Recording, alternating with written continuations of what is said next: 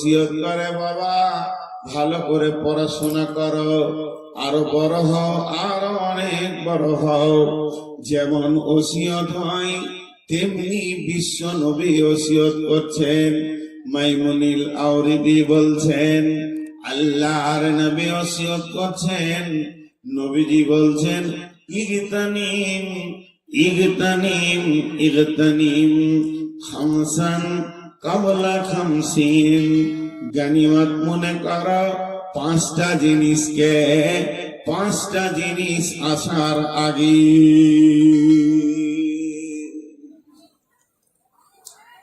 জি, পৃথিবীতে যত ব্রেন আজ পর্যন্ত এসেছে বিশ্ব নবীর কাছে সব ব্রেন হা।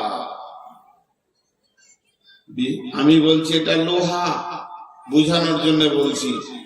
আমি বলছি লোহা, কাঁওয়ালা বলছে লোহা, দুনিয়াওয়ালা বলছে লোহা, সারা পৃথিবীর লোক বলছে লোহা। আর নবীজি যদি বলেন যে না এটা সোনা, তো ওটাই ঠিক। বুঝানোর জন্য বলছি। ওনার ব্রেন এত দামি ব্রেন যে আল্লাহর পরে পরে স্থান, সেই ব্রেন দিয়ে বলছেন ইগতানিম। ইগতানিম মানে গানিমত মনে করো, দামি জিনিস নিয়ে মনে করো, নিয়ামত মনে করো। খামসান পাঁচটা জিনিসকে, কাবলা খামসিন পাঁচটা জিনিস আসার আগে। তুমি আল্লাহর তরফ থেকে পাঁচটা জিনিস পাবে, পাঁচটা জিনিস আসার আগে। তুমি চাইলেও পাবে, না চাইলেও পাবে। তোমাকে আল্লাহ পাঁচখানা উপহার দেবেন পাঁচটা জিনিস আসার আগে। ইগতানিম খামসান কাবলা খামসিন। তবে একটা কথা বলে নি ব্যাখ্যায়, হে আমার বন্ধু, ও আমার বাপ ভাইরা, মা বোনেরা, ওই পাঁচটা জিনিস যদি একবার আপনার আমার কাছ থেকে হাত ছাড়া হয়ে যায়, আমি যদি অলসতায় খেয়াল না করি, আর জিনিসটা যদি চলে যায়, এরপরে যদি এই লোকটা মাথা ঠুকে কাঁদে আর বলে আল্লাহ আমাকে দ্বিতীয় চান্স দেওয়া হোক, প্রথমবারে আমি ওটা ঠিক খেয়াল করিনি। লোকটা যদি কাঁদতে কাঁদতে চোখের পানিতে নদী বইয়ে দেয়, মাথা ঠুকে সাজদা করতে করতে মসজিদ যদি খাল করে দেয়, দ্বিতীয় চান্স আর পাবে না। এর জন্য নবীজি বলছেন ইগতানিম, জিনিসটাকে দামি মনে করো। আর এবার অলসতার আয়াত কেন পড়লাম? তার মানে দামি জিনিস তারই হাতছাড়া হয়ে যায়। যে লোকটা অলস হয়, অলস কোনোদিন সময়কে কাজে লাগাতে পারে না, অলস কোনোদিন দামি জিনিসকে কদর দিতে পারে না।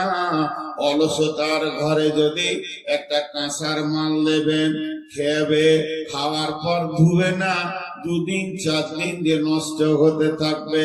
অলসের ঘরে যদি দামি কোনো মাল দেন, তার কদর হবে না, আস্তে আস্তে নষ্ট হয়ে যাবে।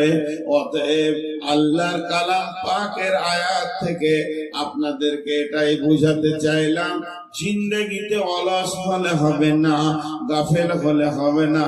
যতদিন বেঁচে থাকবো, কবরে যাওয়ার আগে পর্যন্ত অলসতাকে দূর করে দিয়ে প্রত্যেকটি জিনিসকে কাজে লাগাতে হবে। তাই বিশ্বনবী বলছেন উম্মতের পাঁচটা জিনিসকে নিয়ামত মনে করো, পাঁচটা জিনিস আসার আগে।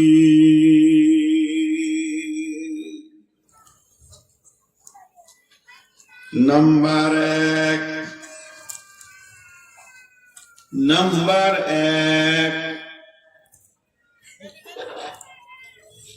আল্লাহর নবী বলছেন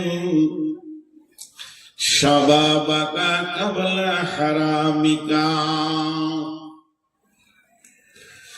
জওয়ানিকে নিয়ামত মনে করে নাও, যৌবনকে নিয়ামত মনে করে নাও, শরীরে যখন যৌন উত্তাল আসবে, এটা বড় নিয়ামত মনে করে লাও।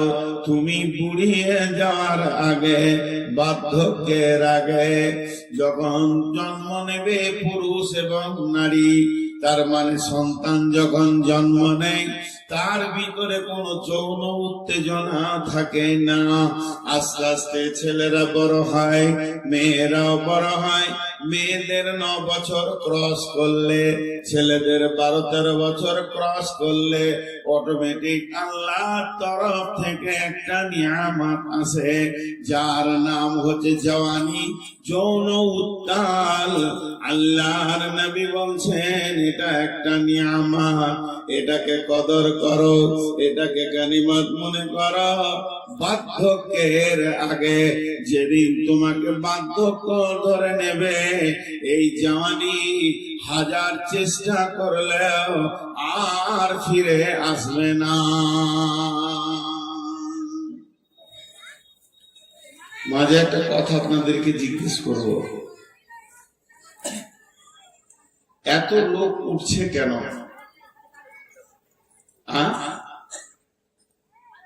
জি ভাই, আস্তে আস্তে যেতেই আছে। নিশ্চয়ই কোন একটা কারণ আছে। আমি বিষয়টা কিন্তু আপনাদের কাছে খারাপ ধরিনি। এই বিষয়টা এবছর বাংলাদেশে একটা জায়গায় লোক উঠে না, আর আপনাদের এখানে এটাই কি অভ্যাস কি আল্লাহ জানে। আর দ্বিতীয় নম্বর হচ্ছে 12টা বেজে গেছে, আর 12টা বাজলে মানুষ উঠবে, এটাও একটা স্বাভাবিক আছে। আর এখন মানুষ সুগারের রোগী বেশি, যারা রাত জাগতে পারে না। তো তারপরও যত জলসা হয়, কমিটিদেরকে বলি ভাই 11টা এবার শেষ করার চেষ্টা করেন। কাটিহার সব থেকে বেশি রাত জলসা হয়, ফজর পর্যন্ত হয়। ফজরের পরেও 2টো বক্তা থাকে ওদের, সকাল 8টা 10টা পর্যন্ত চলে। তারা এবছর সব 12টায় শেষ। আর বাংলাদেশে তো 10টায় শেষ হয়। ওরা একটা বক্তা রাখবে, 2টা রাখবে না। ইমাম সাহেব কিছুক্ষণ চালালো, মেন বক্তা উঠে গেল, বাকি যেগুলোর নাম থাকে এলাকার ছেলে, মেন বক্তাটাই বাস 10টায় শেষ।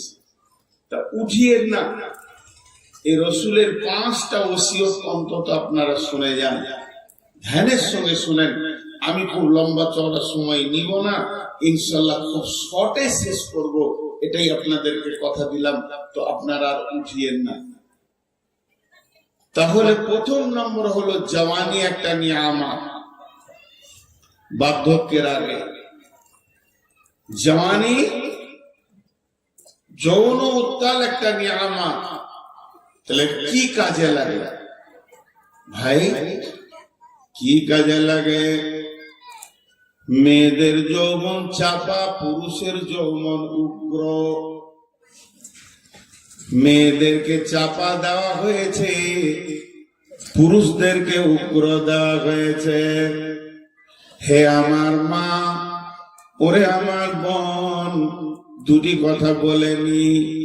আল্লাহ তাবারাক ওয়া তাআলা মেয়েদেরকে বলছেন বিসমিল্লাহির রহমানির রহিম, ফাসসালিহাতুন কানিতাতুন হাফিজাতুন লিল গায়বি বিমা হাফিজাল্লাহ। ওরে আমার মা, 1 মিনিট শুধু আপনাদেরকে ওসিয়ত করছি। পুরুষের আপাতত স্টপ, আপনারা খালি শুনে যান। মা বোনেরা ধ্যানের সঙ্গে শুনবেন।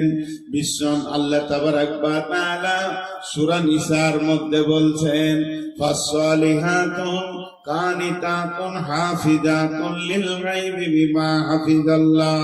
তোমরা সালেহা হয়ে যাও। সালেহা কাকে বলা হয়?